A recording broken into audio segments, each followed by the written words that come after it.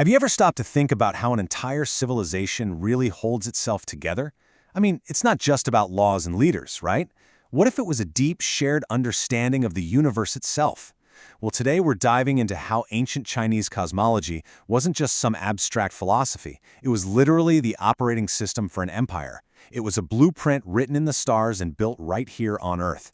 So let's start cracking that code. And our story kicks off right here, at Beijing's incredible Temple of Heaven. I mean, look at it. It's absolutely breathtaking for sure, but it's so much more than just a beautiful building. You're looking at a message, a kind of map, a prayer that's been constructed out of stone and wood, and it was designed to talk directly to the cosmos. So that's our mission, right? We've got to decode it, because the architecture of this temple isn't random in the slightest. It's a code. Every single curve, every pillar, every level, it's all based on a very specific worldview. The big question is, can we crack it? Yeah, I think we can. Okay, first things first, let's take a look at the puzzle pieces themselves. To really get what this temple is all about, we have to look past the incredible beauty and actually see the blueprint underneath. We've got to think less like tourists and a little more like, well, cosmic detectives. You know, right off the bat, the design just raises some questions, like why this perfect circle sitting on top of a perfect square? And what's up with the pillars inside? They're arranged in this very specific pattern. A group of 4 in the middle, then a ring of 12, and then another ring of 12. Come on, this isn't just for structural support. It's a diagram. But a diagram of what? To figure that out, we need to understand the invisible forces it was built to channel. The answer to our whole puzzle really begins with one single, foundational idea. This invisible energy that the ancient Chinese believed just animates and connects literally everything in the universe. And that concept is called qi, pronounced qi. You can think of it as the universe's breath. It's a life force, an energy flow that isn't just in living things, it is the active principle in everything. It's what links the stars, the earth, you, me, all of it, together into one giant functioning system. And hey, if that sounds a little too abstract, just think of it this way. Qi is basically the Force from Star Wars. No, seriously, it's an energy field that's created by all living things, it surrounds us, it penetrates us, and it binds the cosmos together. Once you get that basic idea, you're honestly halfway to understanding this entire ancient worldview.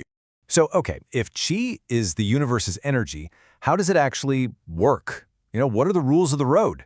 Well, the ancient Chinese described how it all operates with this system of 5, let's call them cosmic engines. They called it the Wu Xing. And this is it, the Wu Xing. It's often translated as the 5 phases, or sometimes the 5 elements. But these aren't just materials you can hold. Think of them as 5 cosmic engines stuck in a constant dynamic cycle. Wood, fire, earth, metal, and water. This system describes how energy, how qi, changes and moves through the universe. Let's just look at the creative cycle, or the generating cycle. It's got this beautiful, simple logic to it. Check it out. Water nourishes wood, right? So trees grow. Wood then fuels fire. Fire burns down and creates ash, which is earth. Deep within the earth, you find the ores that bear metal. And what do we do with metal? We make vessels that can carry water. And boom, the cycle starts all over again. It's this endless, harmonious process of creation. Now, this is a really crucial point. When we hear the word element, our minds kind of jump to the ancient Greek elements, earth, air, fire, water, which are seen as static substances.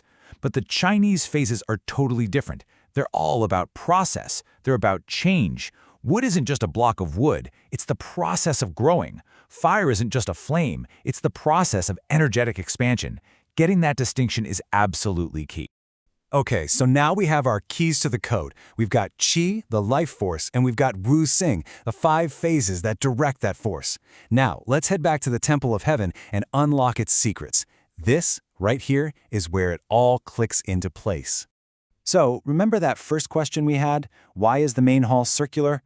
Well, in ancient Chinese cosmology, a circle with no beginning and no end is the perfect symbol for heaven. And why does that circle sit on a square base? You guessed it. The square, with its 4 cardinal directions and its stable, grounded form, was the symbol for the earth. So get this, when you put a circular building on top of a square platform, you are not just making an architectural choice. You are literally building a physical diagram of the entire cosmos. It brilliantly illustrates the temple's whole purpose, to be the meeting point between heaven and earth, the celestial and the terrestrial. All right, now let's step inside and finally solve the mystery of those pillars. Because they aren't just holding up the roof. No way. They are holding up time itself. The entire interior is a massive, three-dimensional calendar. So those 4 huge pillars right in the center, they represent the 4 seasons. That next ring of 12 pillars, that's the 12 months of the year. And the outer ring of another 12 pillars, that stands for the 12 traditional 2-hour blocks that made up a day. It is a complete map of time. All of it supporting the roof, which, remember, represents heaven. Wow. And who stood right at the center of this cosmic map? The Emperor. He was seen as the Son of Heaven, the one crucial human link in this whole chain. It was his job to come here and perform the right rituals at exactly the right time and in the right way, all to keep heaven and earth in perfect balance. This was supposed to ensure that the qi flowed correctly to bring good harvests and prosperity to everyone in the nation. But this cosmic blueprint wasn't just reserved for religious ceremonies. Oh no, the very same principles that aligned this temple with the heavens were also used to organize the heart of political power, the Forbidden City. Take a look at this. This is the Palace of Heavenly Purity. For centuries, this was where the emperor lived and held court. It was the absolute nerve center of the entire empire, and just like the Temple of Heaven, it was designed with cosmic harmony at the front of mind. Now, hanging high above the throne in this very palace was this tablet. It's inscribed with 4 characters, Zheng Da Guang Ming. It's an old saying, basically a moral reminder for the emperor to be decent, honest, and magnanimous. But this very public declaration of virtue, well, it also hid a very, very clever political secret. See, starting in the Qing dynasty, one of the biggest threats to the empire's stability was the fight over who would be the next emperor. So they solved it using this tablet. The emperor would secretly write the name of his chosen heir on a piece of paper, put it in a sealed box, and hide it right behind this sign. He'd keep a second copy with him. Only after he died was the box opened. This ingenious system ensured a smooth, harmonious transfer of power, preventing conflict and keeping the entire empire in balance. So let's just put all the pieces together.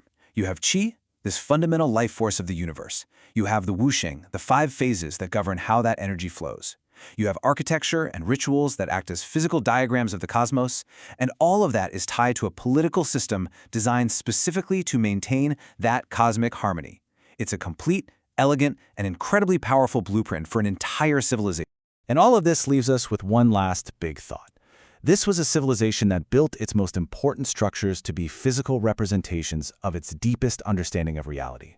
So it really makes you wonder, if we were to do the same thing today, what would our halls of power, our monuments, our public spaces, what would they actually look like? What would they say about what we truly believe?